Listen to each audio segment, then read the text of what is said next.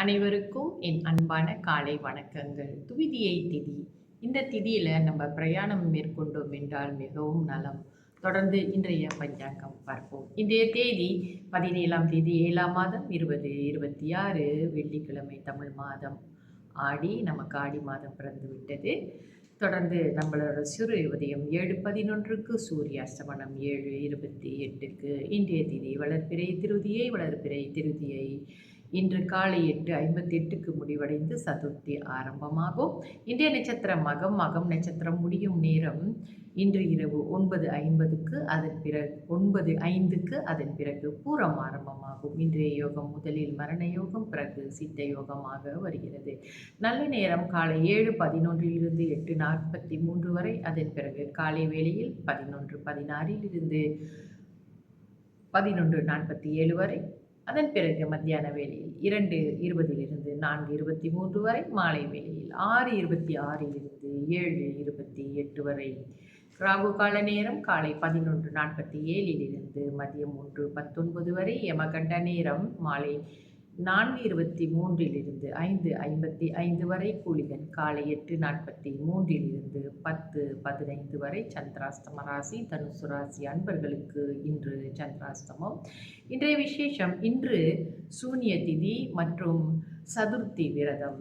ராசி பலன்: மேஷ ராசிக்கு போட்டி, ரிஷப ராசிக்கு நன்மை, மிதுன ராசிக்கு மேன்மை, கடக ராசிக்கு பிரீத்தி, சிம்ம ராசிக்கு கழிப்பு, கன்னி ராசிக்கு வெற்றி, துலாம் ராசிக்கு ஆர்வம், விருச்சிக ராசிக்கு பரிவு, தனுசு ராசிக்கு தடை, மகர ராசிக்கு அனுகூலம், கும்ப ராசிக்கு புகழ், மீன ராசிக்கு உயர்வு. தொடர்ந்து நம்ம இன்றைய சுப ஓரைகள் பார்ப்போம். முதலில் சுக்கிர ஓரை காலை 7:11 8:12 வரை. புதன் ஓரை காலை 8:12 9:13 வரை. சந்திர ஓரை காலை 9:13 10:15 வரை. குரு ஓரை காலை 11:16 மதியம் 12:18 வரை. சுக்கிர ஓரை மதியம் 2:20 3:22 வரை. புதன் ஓரை மதியம் 3:22 4:23 வரை. சந்திர ஓரை மாலை 4:23 5:25 வரை. குரு ஓரை மாலை 6:26 7:28 வரை. தொடர்ந்து நம்ம ஜாதகத்தில் உங்களுடைய ஜாதக கட்டங்களை நீங்கள் பாருங்கள். நிச்சயமாக உங்களுக்கு தெரிந்திருக்கும். லக்கணம், ராசி, நீங்கள் என்ன லக்கணம் என்ன ராசி, அதில் 12 எண்களை போட்டிருப்பார்கள். 1ஆம் இடம் 2ஆம் இடம் 3ஆம் இடம் என்று தொடர்ந்து 12 இடங்கள் போட்டிருப்பார்கள். அங்கே நீங்கள் பார்த்தீங்கன்னா லக்கணம் என்று லா என்று போட்டிருக்கக்கூடிய இடத்துல அதான் முதல் இடம். அதுதான் உங்களுடைய தலை என்று நம்ம தெரிஞ்சுக்கணும்.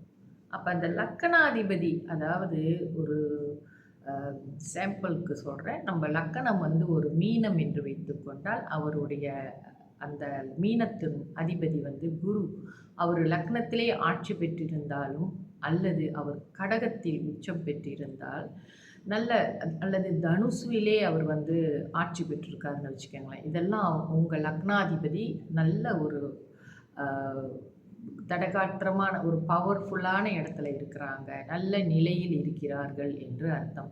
இந்த லக்னாதிபதியும் சரி, இந்த 5ஆம் இடம் என்று சொல்லக்கூடிய இடம், பூர்வ புண்ணிய ஸ்தானம் என்று சொல்லக்கூடிய இடத்தின் அதிபதியும் நல்ல ஒரு நிலையில் இருந்தார்கள் என்றால், மற்றும் இந்த 9ஆம் அதிபதி 10ஆம் அதிபதி இவர்கள் இருக்கக்கூடிய இடங்கள் எல்லாம் சிறப்பான இடங்களாக அமைந்திருந்தால் நிச்சயமாக இவர்களுடைய வாழ்க்கையில் எவ்வளவு கஷ்டம் வந்தாலுமே கூட இவர்களுக்கு தெய்வ அனுகிரகம், தெய்வ பலம் இதெல்லாம் நிறையா இருக்கும். உதவி கிடைக்கும்.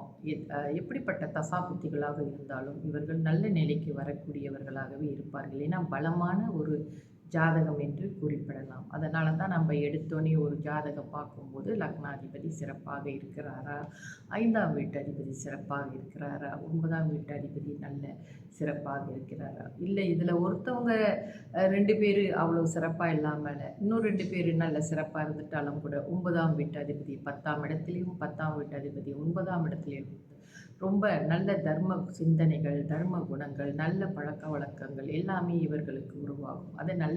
அதாவது நல்ல பழக்க வழக்கங்கள் கூட நம்மளை நல்ல நிலைக்கு இட்டு செல்லும் அல்லவா. இருந்தாலுமே, அதாவது போன ஜென்மத்தில் நம்ம செய்த கர்மங்கள் நிறைய இருந்தாலுமே கூட, அதாவது தவறான கர்மங்கள் இருந்தாலுமே கூட, இந்த லக்னாதிபதியோ அல்லது 5ஆம் அதிபதி, 9ஆம் அதிபதி இவர்கள் இருக்கக்கூடிய இடங்கள் சிறப்பாக இருந்தால் நல்ல பழக்கவழக்கங்களுடன் இருப்பார்கள். மேலும் மேலும் நிறைய பிறரை துன்புறுத்தும் கர்மாக்களை செய்யாமல் தான தர்மங்களை செய்தாவது இவர்கள் வாழ்க்கையிலே முன்னுக்கு வந்துருவாங்க என்பதை மறந்து விடாதீர்கள். எல்லோருக்குமே எல்லா கிரகமும் சிறப்பாக அமையாவிட்டாலும் கூட நமக்கு அமைந்த சிறப்பான கிரகங்களை வைத்து நம்ம ஜாதகத்தை பலப்படுத்த முடியும் என்பதை மறந்து விடாதீர்கள். இது மனிதனுக்கு அறிவு என்று இறைவன் கொடுத்திருக்கிறான். அதை நம்ம நல்லபடியாக பாவிச்சு நல்ல வேலைகளை செய்து பிறரை வாழ வைக்கும் எண்ணம் நல்ல எண்ணங்களோடு இருப்பவர்களுக்கு எந்த ஜாதகத்தை பற்றி நீங்கள் பயப்படாதீங்க. நேர் வழியிலே சென்று வாய்மையே வெல்லும் என்று, அதாவது உண்மையே பேசுவது, பிறரை வாழ வைக்கும் எண்ணம், வாழ வைப்பது, அதற்கு முயற்சி செய்வது, நம்மை சுற்றி உள்ளவர்களை சந்தோஷமாக வைத்துக்கொள்ளும் எண்ணம் எல்லாமே நம்ம மனதுக்கு சந்தோஷத்தை கொடுக்கும். தொடர்ந்து என்னுடைய பதிவுகளுடன் இணைந்திருங்கள். நன்றி, வணக்கம்.